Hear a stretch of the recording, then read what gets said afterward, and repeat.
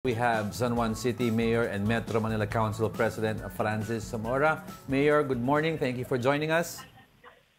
Yes, good morning, and thank you for inviting me to your program. Alright, Mayor, let's start na po. Paano niyo po inaasahan na makakatulong itong adjustment natin sa work hours? Just how many ang nagtatrabaho po sa mga government offices natin? Okay, una sa lahat po, itong proposed adjustment ay isang bagay na nasubukan na ng local governments natin sa Metro Manila. Okay. So since last year, implement na po kami ng 7 a.m. to 4 p.m. work hours sa aming mga city hall. At nakita po namin na nakatulong po ito sa pagbawas ng traffic. At kahapon nga po sa aming Metro Manila Council meeting ay pinakita po ng Traffic Engineering Department ng MMDA ang data natin. So nakakita po tayo ng marked improvement. Ngunit ang improvement po ay focus dito sa areas within City Hall and within the local streets of the local government units kung saan madalas yung mga taga-City Hall ay nakatira naman within the vicinity ng City Hall din mismo. So, ang inaasahan po natin, kung ito po ay magagawa ng hindi lang ng mga city governments, ngunit pati ng mga national government agencies, kung saan more than 500,000 po ang empleyado ng ating national government agencies in Metro Manila, kung idagdag mo yan sa more than 200,000 naman ng mga employees din ng local government units in Metro Manila, ay ako po personally, naniniwala akong makakatulong po ito. Naabutan ko po yung tail end ng interview kanina bago nila ko pinatch. At yun din po ang aking sinasabi parate. Meron po tayong traditional rush hours. Yun po talaga yung biyahe ng mga tao, lalong-lalo na yung mga nagtatrabaho sa private sector.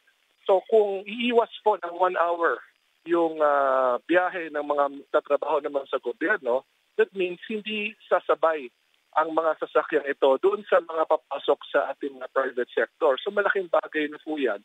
Both ways yan, both going to work and going home. Yes, right. At hindi lang po sila, pati po yung mga magtatransact sa national government offices ay magbiyahe rin ng mas maaga. So you are now lessening the volume of vehicles that will ply the roads during rush hour. That is the rationale of what we have done in the local government units. So, pinasi po natin yan sa ating karanasan since the middle of last year. Ngayon po, sinabi ni MMDA Chairman Don Artes kahapon sa aming pagpupulong na aaralin nila mabuti along with the other mayors because yesterday we were not complete, so he will get the evaluation also of the other mayors, how it has impacted their cities, at kung magkaroon na ho ng general consensus na i-recommend ito sa Presidente, ito po yung gagawin po ni Chairman Artes. So right now, naghihintay lang po tayo ng ano maging decision po ni Chairman Artes po ito. But what I can say is, here in San Juan, we have seen how it has helped lessen the traffic. Hindi lang yung pag-lessen po ng traffic, yung pagbilis din po ng average speed ng vehicles at yung travel time. So lahat po yan inaral ng Traffic Engineering Department po ng MMDA. Pati po si Pasay City Mayor Emmy Calix Rubiano, kasama ko po kahapon, nakakita rin sila ng improvement po in Pasay. So we will wait for Chairman Artes, ayoko naman po siyang pangunahan. Hihintayin po natin kung ano maging recommendation po niya kay Pangulong Marcos.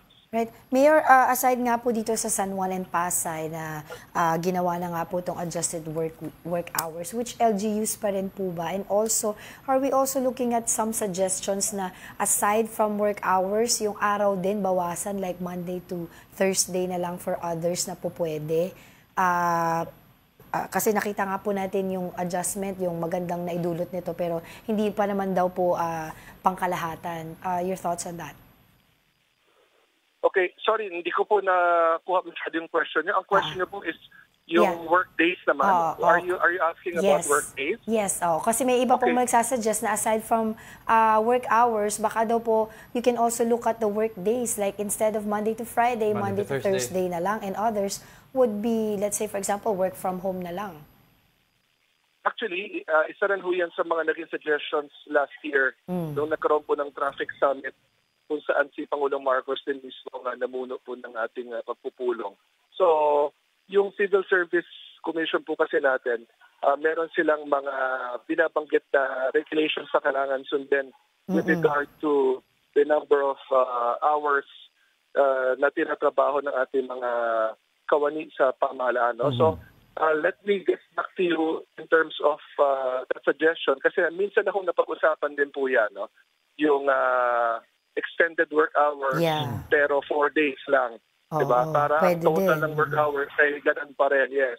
Para magkaroon ng isang araw na walang pasok sa gobyerno. Right. So, yun po ay bagay na hindi pa natin nasusubukan talaga. I believe some offices implement some flexible work hours already, pero hindi pa yan general position ng ating mga opisina po sa gobyerno. Pero Mayor, also, no, ang dami kasing groups na nag-aral din daw po about yung traffic situations in most of the big cities, San Juan, Mandaluyong, yung center po ng EDSA yun about yung mga schools po na 8 a.m. at 7:30 po ang pasok. It's roughly daw, yung mga ito daw umaalis ng 5 at 4:30. Kaya minsan, kahit 5 a.m. po, minsan nagiging rush hour na daw, Mayor. Baka pwede rin daw pag-aralan if papayag yung ibang school na hindi sabay-sabay ang class hours nila. Yes, actually, that's a good suggestion. No? I will coordinate with Secretary Angara of the DepEd and see how we can possibly adjust this. Magandang suggestion po yan. Yeah. Alam nyo, wala namang pinagkaiba yan sa, di ba, pag Pasko, ang mga malls in-extend natin ang operations nila para yung mga nagpa-mall pag Pasko, pag uwi nila, mas late na ng konti. That's right. At hindi na rin sila sasabay sa rush hour. So basically, this is the same approach that we are trying to do. Meron tayo mga primary, secondary, tertiary roads na talagang dinadaanan ng kotse araw-araw. So kung mas spread out mo within the day, yung volume ng mga vehicles na dumadaan sa mga kaling ito, mas makakatulong. Kasi ngayon, sabay-sabay pag rush hour, That's right. kapag yung mga light hours naman, doon medyo maluwang na yung mga kalye. So we try to spread out the volume of cars within the whole day para yung mga traditional naman ng mga oras na medyo magaang ang traffic, doon naman dadaan yung ibang mga sasakyan. So, sige po, actually, that's a good suggestion. I can talk to Secretary Angara about it. All right. Thank you so much again for your time. That was San Juan City Mayor Francis Zamora. Thank you and happy weekend. Okay, thank you also.